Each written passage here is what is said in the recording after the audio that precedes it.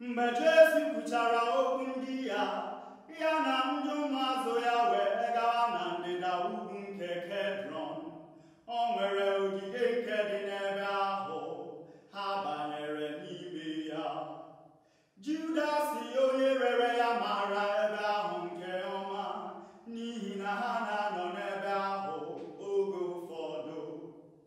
Judas wee si n'aka ndị isi ụkọchukwu na ndị Farisii nweta ndị agha na ndị nche, ha wee buru ọkụ na ngwa agha ha gawa n'ebe ahụ. Ebe ọ maara ihe niile ga-eme ya, Jesu gakwuru ha jụọ ha sị, onye ka unu na-achọ?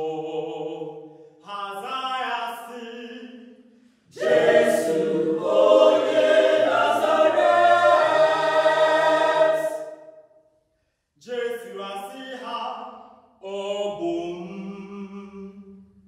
Judas onye rere ya sịkwa ha kwụrụ ebe ahụ. Mgbe Jesu kwuru, ọ bụ m, ha na-aghachi azụ weda ha n'ala. Ọ jụkwa ha nke ugboro abụọ sị, onye ka unu na-achọ? ha zaa, Jesu nke Nazaret. Jesu agwa ha sị, Agwala m unu na ọ bụ m. Ọ bụrụ na ọ bụ m ka unu chọrọ, hapụnụ ndị ọzọ ka ha lawa. nke a bụ iji mejuo okwu nke o kwugoro sị, n'ime ndị nyere m, o nweghị nke funarịrị m. Simon Pita onye nke ji mma agha wee mịchara ya, machapụ ntị ya ka nri nwaodibo onye isi ụkọchukwu. Aha nwaodibo ahụ Malkus. Jesu agwa Pita sị, Tinye mma agha gị n'ọbọ, ọ bụ na m agaghị aṅụ iko nke nna nyere m. ndị agha na onyeisi ha na ndị nche jidere Jesu kee ya agbụ. Ha buru ụzọ duru ya dugara Anas bụ nna nwunye Kaịfas onyeisi ụkọchukwu n'afọ ahụ. Ọ bụ Kaịfas tinyere n'echiche ndị Juu na ọ bụ ihe kwesịrị ekwesị na otu onye ga-anwụchitere ndị ọzọ ọnwụ.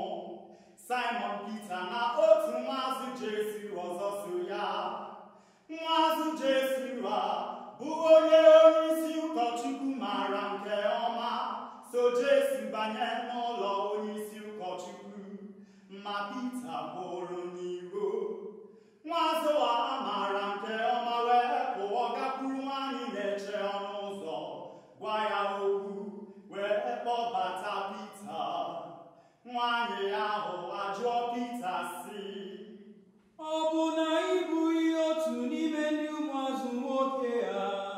Pita zaa sị, Abụghị m. ndị odibo na ndị nche fụnyere ọkụ n'ihi na oyi na-atụ. Ha kwụ n'ebe ahụ na-anya ọkụ. Pita sokwa ha kwụrụ na-anya ọkụ. Onye isi ụkọchukwu jụrụ Jesu ajụjụ banyere ụmụazụ ya na nkuzi ya. Jesu asa ya sị, Ekwupụtara m n'ihu ọha na eze, ụwa niile nụrụ.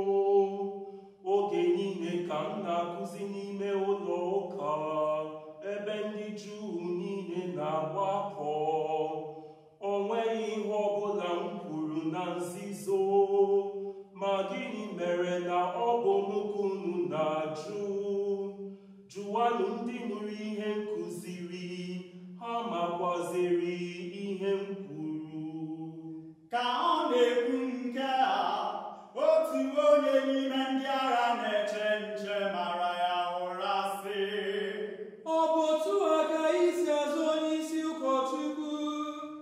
Jesu aza sị, ọ bụrụ na o nwere ihe dị njọ n'ihe m kwuru, kwuo ya n'ebe a, ma ọ bụrụ na okwu m ziri ezi, gịnị mere iji ama m ụra?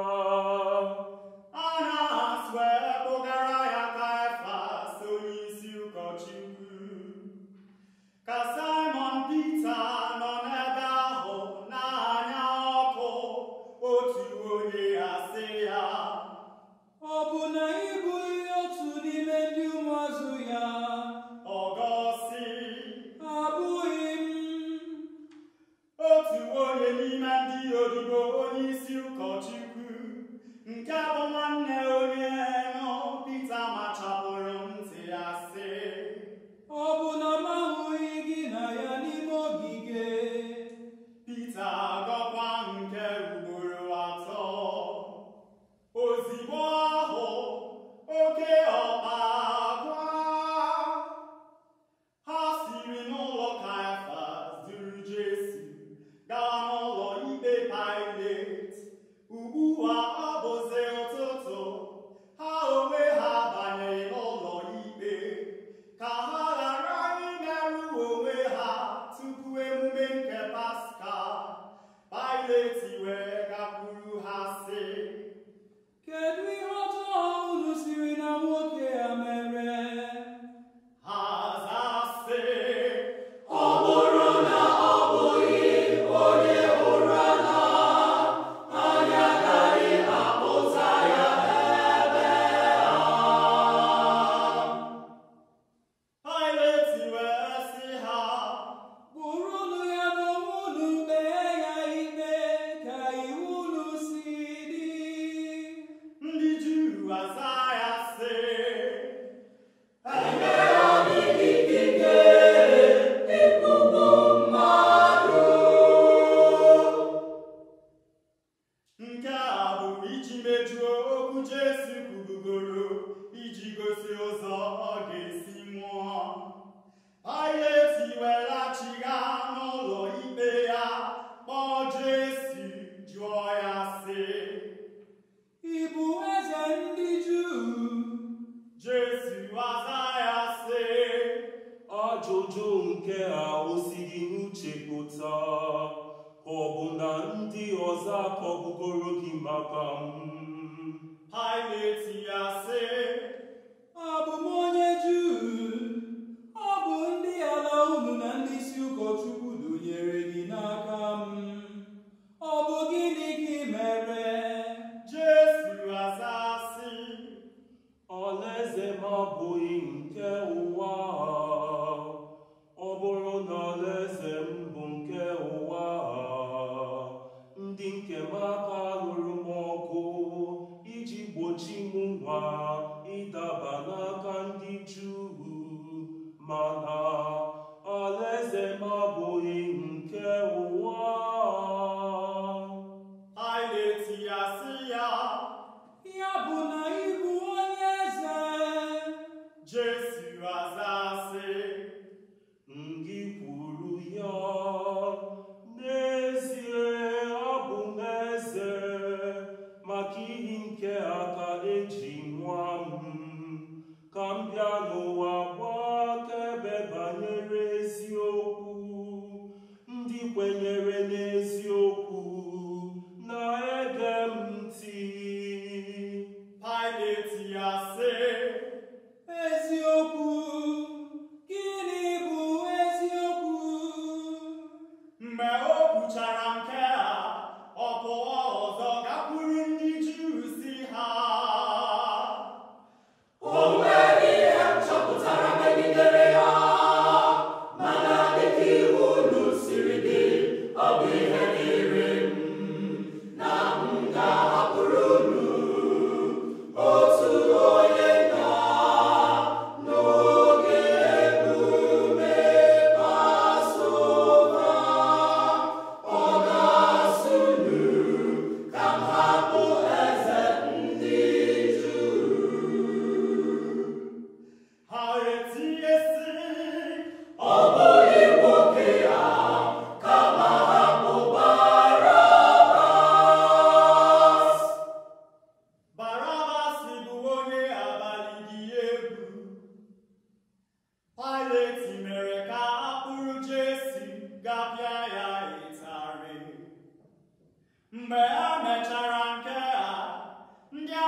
were okpu ogwu ha kpara kpube ya Jesu n'isi, bịa yiwe ya efe na-acha uhie. Ha na-agakwuru ya ebe ahụ na-asị, Ekele, eze ndị Juu. ha na-ama ya ụra. Paịlet ya pụta ọzọ sị ha, Lee kịta, aga m akpọpụtara ya unu, iji gosi unu na o nweghị ihe m chọpụtara megidere ya. Jesu wee yiri efe ya na-acha uhie, kpuru okpu ogwu pụta. Paịlet ya sị ha, Lezienụ nwoke ahụ. mgbe ha hụrụ ya, ndị isi ụkọchukwu na ndị na-eche nche etie sị, Kpọgbuo ya, kpọgbuo ya. Paịlet ya sị ha, Kpụrụnụ ya n'onwe unu kpọgbuo, o nweghị ihe m chọpụtara megidere ya. ndị Juu aza sị, Anyị mere iwu, ma dịka iwu ahụ siri dị, ihe kwesịrị ya bụ ọnwụ, n'ihi o mere onwe ya nwa nke Chukwu. ka Paịlet nọrọ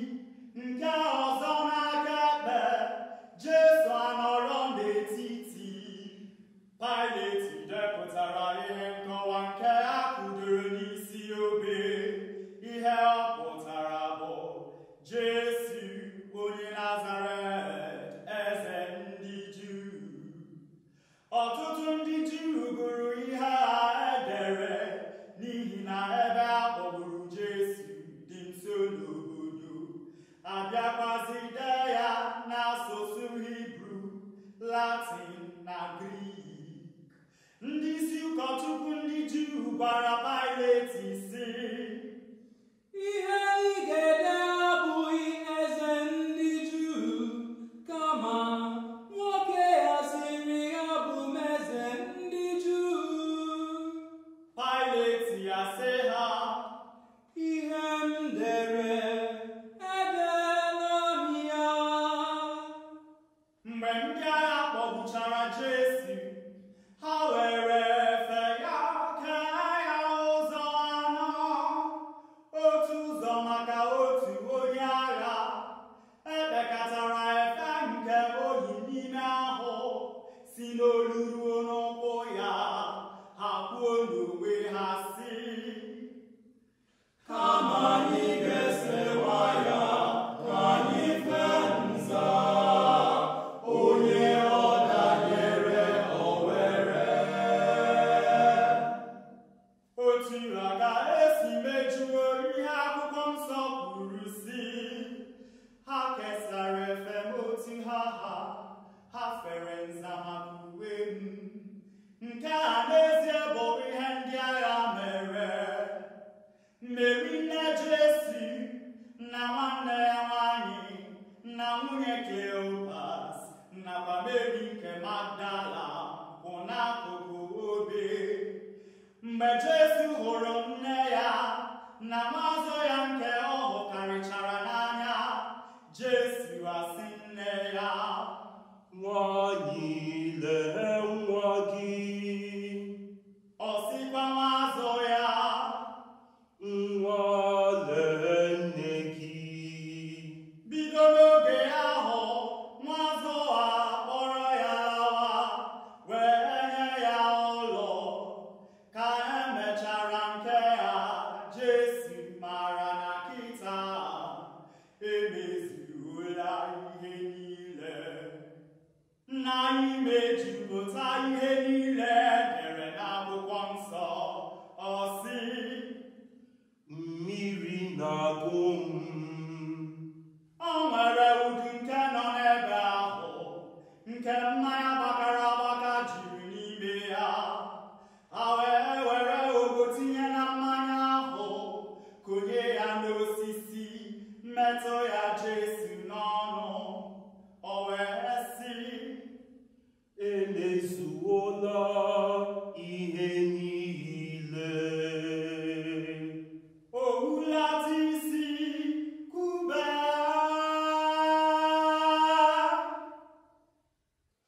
Ma ọ gịnị ka ụmụ ụwa jiri kwụọ ya ụgwọ ọnwụ n'elu obe?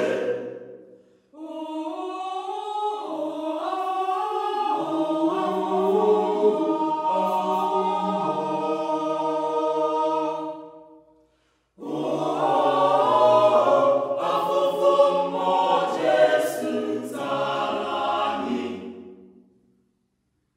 Ọ bụ ụbọchị nkwado emume Paska. Ndị Juu rịọrọ Pilet ka akụjicha ha ụkwụ, buga ozu ha ga, ka ha ghara ikoro n'elu obe ruo ụbọchị Sabat, n'ihi na Sabat nke ahụ bụ ụbọchị nnukwu emume pụrụ iche. Nke a mere ndị agha jiri kụjicha ụkwụ onye nke mbụ na onye nke ọzọ akpọgburu ya na ha. Mgbe ha rutere ebe Jesu nọ, ha hụrụ na ọ nwụrụchalarị. Ha wee hapụ ịkụji ya ụkwụ. Otu onye n'ime ndị agha were ube mapuo ya akụkụ. Ozugbo ọbara na mmiri agbapụta. Onye hụrụ ya gbara akaebe na-enweghị ịrụ ụka, n'ihi na ihe ọ na-ekwu bụ eziokwu. Ọ na-ekwupụta ya ka unu kwere, maka na ihe niile ndị ya mere ka e wee mejuo ihe akwụkwọ nsọ kwuru sị, o nweghị ọkpụkpụ ya ọbụla a ga-akụji. Akwụkwọ nsọ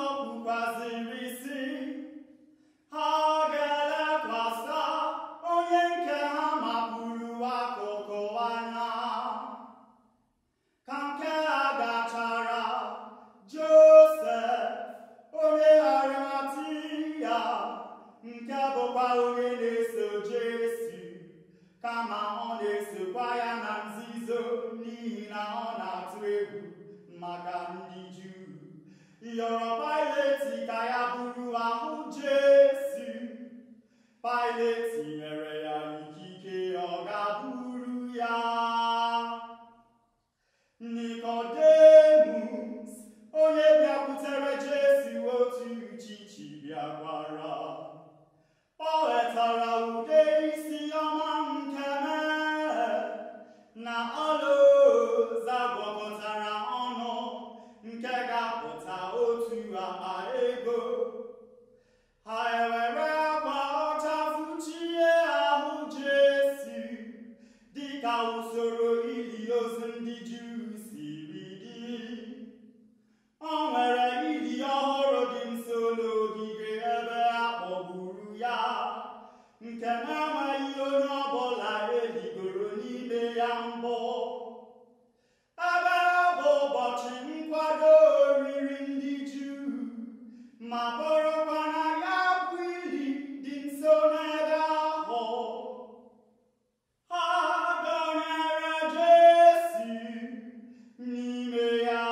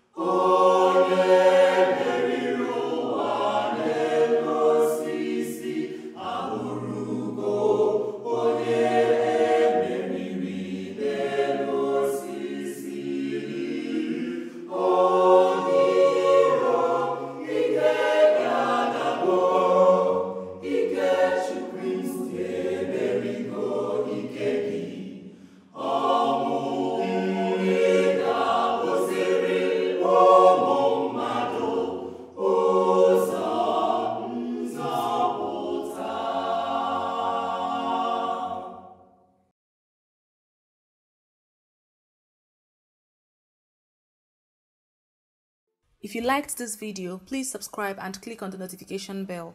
Also follow us on our social media handles at Cantimos Harmony Chorale. Thank you.